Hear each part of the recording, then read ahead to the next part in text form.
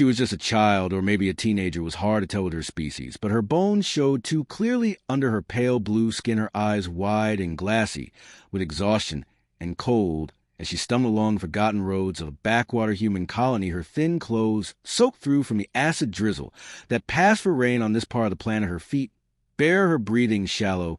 No one had helped her, no one had looked twice the alien. Girl had been wandering for days ever since her family was taken by the raids or sickness, or maybe both, she couldn't remember anymore. The only thing she knew was hunger and gnawing emptiness that made her legs tremble with each step, and cold, the kind of cold that wraps around your soul, and whispers that no one cares, that no one ever will.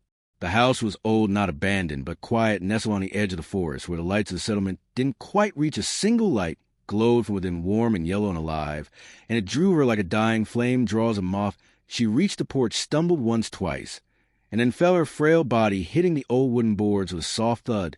She tried to lift her head to knock on the door, but her arm wouldn't move. She lay there, shivering, eyes fluttering closed, knowing this was it. This was the end. The door opened. He hadn't heard anything, but something had pulled him up from his chair, a strange instinct, maybe, or the silence outside that felt just a little too heavy for comfort. He stepped out into the rain barefoot and frowning, and then he saw her. A girl alien species he didn't recognize, thin to the point of breaking, curled up on his porch like a discarded rag, her skin tinged purple from exposure. He didn't ask questions, he didn't shout, he didn't hesitate. He knelt down and scooped her up. She was light as air and frighteningly cold. He carried her inside, careful and steady, laid her on the couch and wrapped every blanket he owned around her. He turned up the heat, boiled water, prepared some soup, not knowing if her species could eat it, but hoping something warm would help. When she woke, her first instinct was to bolt, her eyes wide, her body tense, but she couldn't move much, and the warmth of the blankets, the scent of real food, the absence of pain made her pause. He was sitting nearby, not staring, just waiting, and when he saw her eyes open, he smiled, not wide, not forced, just a quiet, gentle curve that said he wasn't going to hurt her. "You're safe now," he said. "No more rain, no more running, just rest." She didn't understand the words at first, but the tone, the warmth of his voice, she understood that. And she let her head fall back against the pillow, eyes closing again, as she whispered something weak and grateful in a language he didn't know. Over the next few days, she recovered slowly. He learned her name was Listen, and she was the last of her family gone in the chaos of a mining collapse, and plague her colony had failed, and she had wandered for days trying to find someone who would help her, but no one had, except him. He never asked much, never tried to touch her without asking, always gave her space, but made sure she had food, a warm bed, clothes that fit her small frame, and slowly she began to trust him.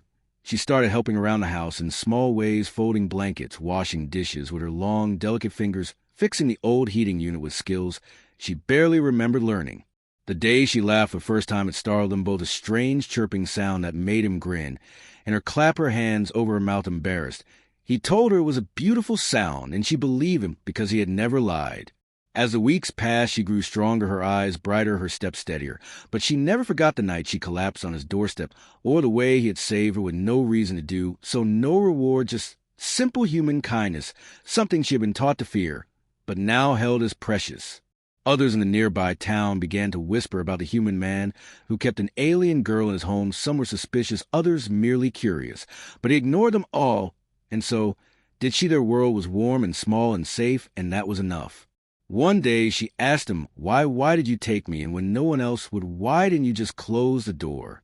He looked at her for a long moment and then said, "Because I saw someone who needed help, and I couldn't walk away from that." Her eyes shimmered with unshed tears, and she nodded, because deep down she understood more than anyone what that choice had meant and how rare it was. The rain came again one night, a soft drizzle tapping against the windows. She stood by the door for a moment, remembering the cold, the fear, the endless hunger, and then she turned back toward the kitchen, where he was humming a quiet tune while stirring something on the stove. She smiled and walked to him, sliding into a chair and watching as he worked, and when he handed her a bowl of soup, she took it with both hands, whispered a quiet "thank you," and meant it with all her heart. He didn't need thanks, and he never asked for any, but when she smiled like that, when her eyes shone instead of dimmed, he felt like maybe, just maybe, the universe was a little less cruel than it had seemed.